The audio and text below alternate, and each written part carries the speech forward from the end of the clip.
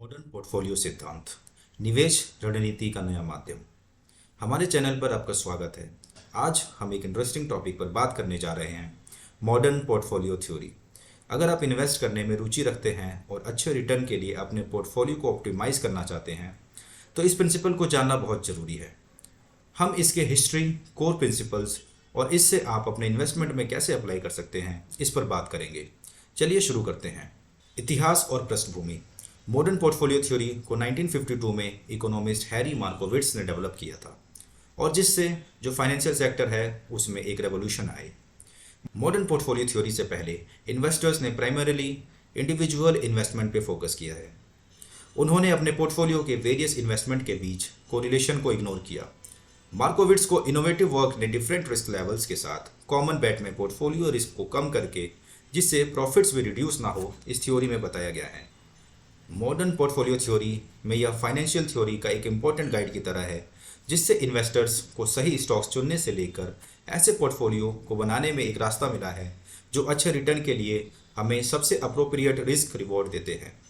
इसे अधिक समझने के लिए हम अगले सेगमेंट पर इससे और अच्छे से बात करेंगे। Basic principles of modern portfolio theory. Empty को समझने के लिए हमें इसके बेसिक प्रिंसिपल्स को समझने की ज़रूरत है। यह बेसिक प्रिंसिपल रिस्क और रिटर्न के बारे में है। बेसिक आइडिया यह है कि पोर्टफोलियो को ऑप्टिमाइज करके रिस्क को कम कर सकते हैं जिससे कि प्रॉफिट रिड्यूस ना हो। रिस्क। मॉडर्न पोर्टफोलियो थ्योरी में रिस्क सिर्फ पैसे खोने की संभावनाओं के बारे में नहीं है बल्कि इससे रिटर्न की वॉलेटिलिटी भी शामिल है। मॉडर्न पोर्टफोलियो थ्योरी को समझने के लिए हमें इसके बेसिक प्रिंसिपल्स को समझने की ज़रूरत है। यह बेसिक प्रिंसिपल रिस्क और रिटर्न के बारे में है। बेसिक आइडिया यह है कि पोर्टफोलियो थ्योरी को ऑप्टिमाइज करके रिस्क को कम कर सकते हैं जिससे कि प्रॉफिट रिड्यूस ना हो। इसके अंदर सबसे पहले हम समझते हैं रिस्क के बारे में। मॉडर्न पोर्टफोलियो थ्योरी में रिस्क सिर्फ पैसे खोने की संभावनाओं के बारे में नहीं है बल्कि इसमें रिटर्न की वॉलेटिलिटी को भी शामिल किया गया है। मार्कोविट्स ने रिस्क को मेजर के समझाने के लिए स्टैंडर्ड डेविएशन की परिभाषा दी थी जिससे समय के साथ एक निवेश के रिटर्न का एक एवरेज किया जाता है। The higher the standard deviation, the higher is the risk. Return. Return एक निवेश के द्वारा एक निवेश से प्रॉफिट या लॉस हुआ अमाउंट है। डिफरेंट इन्वेस्टमेंट डिफरेंट रिटर्न देते हैं। ये टाइम की मैच्योरिटी पर डिपेंड करता है। इन फंडामेंटल्स को प्रैक्टिस में लाने के लिए इन्वेस्टर्स को अपने पोर्टफोलियो में हर एक इन्वेस्टमेंट के रिस्क और रिटर्न का इवैल्यूएशन करना होगा और इन इन्वेस्टमेंट के बीच के रिलेशन को समझना होगा। Diversity and maximum frontier. Modern portfolio theory basic diversification पर बेस्ड है। Variety of investments, portfolios, industries and geographics में निवेश करके निवेश पोर्टफोलियो का ऑप्टिमाइजेशन इंक्रीज कर सकते हैं। मार्कोविट्स ने मैक्सिमम फ्रंटियर की डेफिनेशन दी जो कि एक ग्राफिक है जो सभी रिस्क और रिस्क फ्री निवेशों के बीच बेस्ट पोटेंशियल पोर्टफोलियो का रिप्रेजेंटेशन करता है। मैक्सिमम फ्रंटियर पर बेस्ड पोर्टफोलियो का एक्सेलेंट कंसिडर किया जाता है बिकॉज ये एक बेस्ट रिस्क रिवॉर्ड पर बेस्ड है। Capital asset pricing model, in short cap. जबकि मॉडर्न पोर्टफोलियो थ्योरी काफ़ी अमेजिंग था, इसे विवादों का भी सामना करना पड़ा क्योंकि इसे ऐसा माना है कि निवेशक यहाँ पॉलिटिकल और रिस्क सेंसिटिव होते हैं।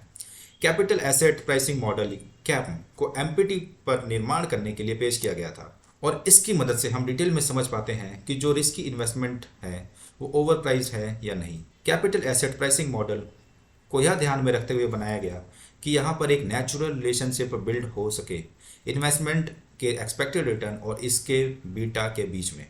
बीटा एक इन्वेस्टमेंट की जो पब्लिक मार्केट में मूवमेंट हो रही है उसकी सेंसिटिविटी को मेजर करता है।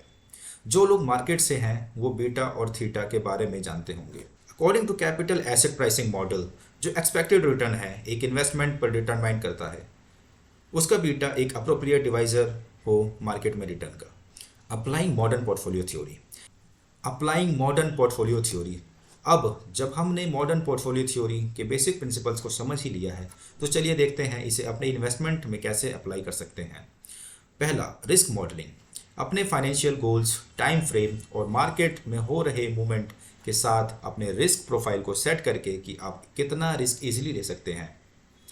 जो यंग इन्वेस्टर्स हैं वो लॉन्ग टर्म में इन्वेस्ट करके थोड़ा रिस्क ले सकते हैं या अपने आप को उस रिस्क के लिए तैयार कर सकते हैं। पर जो ओल्डर एज के लोग हैं या रिटायरमेंट के पास हैं वो कंटिन्यू कर सकते हैं इन्वेस्टमेंट पर जो ज़्यादा रिस्क ना ले। ऐसा मेरा समझना है। डाइवर्सिटी, डिफरेंट इन्वेस्टमेंट जैसे कि शेयर्स, बॉन्ड्स, रियल इस्टेट और कमोडिटीज़ के बीच अपने इन्वेस्टमेंट को फैलाएं। साथ ही हर एक इन्वेस्टमेंट पोर्टफोलियो में डाइवर्सिटी रखने के लिए उसमें डाइवर्सिटी को मेंटेन करें। रीबैलेंसिंग, टाइम टू टाइम अपने पोर्टफोलियो को केयरफुली रीबैलेंस करें। कुछ इन्वेस्टमेंट्स आपको आपके कुछ अदर इन्वेस्टमेंट से अच्छा और ज़्यादा रिटर्न देते हैं, जिससे जो पोर्टफोलियो आपने एलोकेट किया है अपने लिए उसमें चेंजेस आ जाते हैं। इससे जो आपका एक्सपेक्टेड रिस्क रिटर्न है उस पर असर पड़ सकता है। मार्केट डाउनटर्न के टाइम लॉस से अपने पोर्टफोलियो को बचाने के लिए स्टॉप लॉस ऑर्डर्स और एलोकेशंस लिमिट्स जैसे रिस्क मैनेजमेंट टेक्निक का यूज़ करें। कंक्लूजन, मॉडर्न पोर्टफोलियो थ्योरी एक फंडामेंटल थ्योरम है फाइनेंशियल वर्ल्ड में। मॉडर्न पोर्टफोलियो थ्योरी एक फंडामेंटल थ्योरी है फाइनेंशियल वर्ल्ड में। इससे फंडामेंटल थ्योरी को समझकर और इन्हें समझते हुए निवेशक अपने पोर्टफोलियो को एक्सपर्टली बना सकते हैं, जिससे उन्हें बेहतर रिटर्न मिल सकते हैं। याद रखें कि हमेशा कॉम्बेटिवनेस यानी कि संघर्षशीलता सामने आती है और कोई भी स्ट्रेटजी प्रॉफिट की गारंटी नहीं दे सकती। इन्वेस्ट करते time financial advisors and professionals की एडवाइस जरूर लें। Stay informed and keep learning in the world of investing. आज के टॉपिक के लिए इतना ही। अगर यह टॉपिक आपको पसंद आया तो इसे लाइक करना ना भूलें और हमारे चैनल को जरूर सब्सक्राइब करें ताकि आपको और इन्फॉर्मेटिव वाले टॉपिक टाइम टू टाइम मिलते रहें। Thank you friends, take care and wish you success as an investor.